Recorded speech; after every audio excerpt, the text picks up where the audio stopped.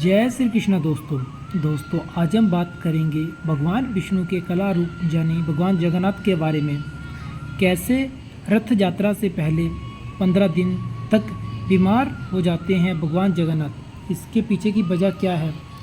उड़ीसा के पुरी धाम में इस वक्त रथ यात्रा की तैयारी जारी है। रथ यात्रा का आयोजन आषाढ़ महीने के शुक्ल पक्ष की द्वितीय तिथि को होता है। इस दिन भगवान जगन्नाथ अपने भाई बलभद्र और बहन सुभद्रा के साथ श्री मंदिर से निकलकर भ्रमण के लिए जाते हैं। उनका यह भ्रमण कार्यक्रम ही रथ यात्रा कहलाता है, जिसे श्रद्धालु बहुत जोर शोर से मनाते हैं और उनकी आकांक्षा होती है कि वह भी भगवान के रथ को खींचने का सौभाग्य प्राप्त कर सकें। रथ यात्रा भले ही एक दिन का वार्षिक आयोजन है और वर्ष में एक ही बार होता है, लेकिन इसकी तैयारी पूरे साल चलती है। इसमें भी तिथियों का बहुत महत्व होता है, जैसे कि मकर संक्रांति के दिन से मंदिर में रथ बनाने की प्रक्रिया शुरू हो जाती है और फिर हर आने वाली तिथि के साथ चरणबद्ध तरीके से ये कार्य संपन्न होता है। इसमें हर तिथि और उस दिन की जाने वाली रीति को एक खास नाम दिया गया है, जैसे कि रथ यात्रा के आयोजन से ठीक 15 दिन पहले भगवान की तबीयत खराब होना।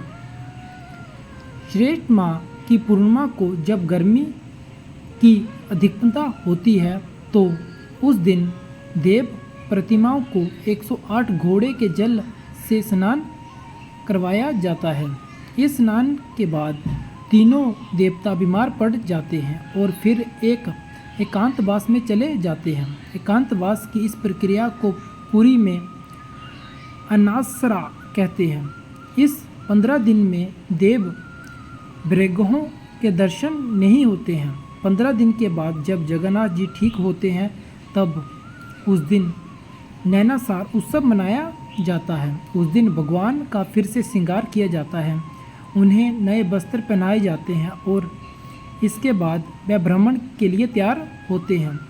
तब फिर श्री मंदिर में सिंह द्वार पर रथ लाए जाते हैं और फिर 2 दिन बाद जहाँ से रथ यात्रा प्रारंभ होती है।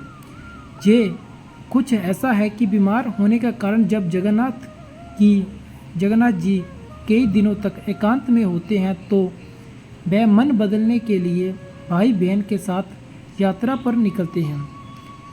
जहां सवाल उठता है कि भगवान भी बीमार पड़ते हैं, लेकिन क्यों और कैसे।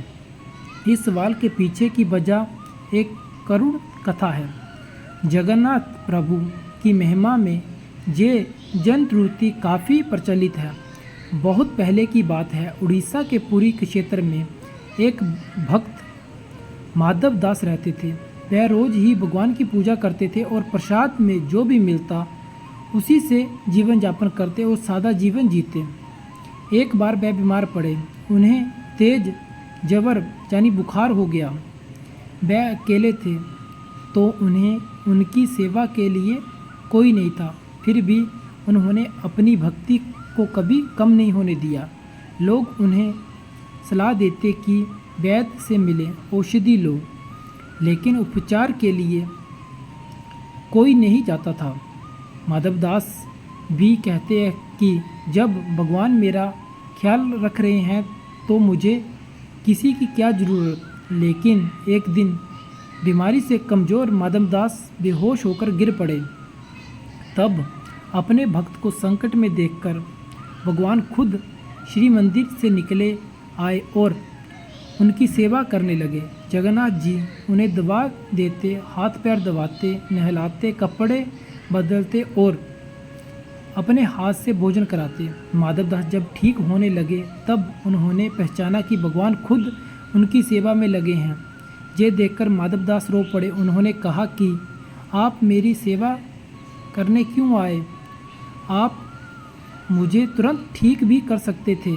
तब जगन्नाथ जी ने कहा, मैं अपने भक्तों के साथ नहीं छोड़ता, लेकिन उनके कर्म में जो लिखा है वह तो होगा ही, लेकिन चलो मैं एक काम करता हूँ, अभी तुम्हारी बीमारी के 15 दिन और शेष हैं, वह मैं अपने ऊपर ले लेता हूँ।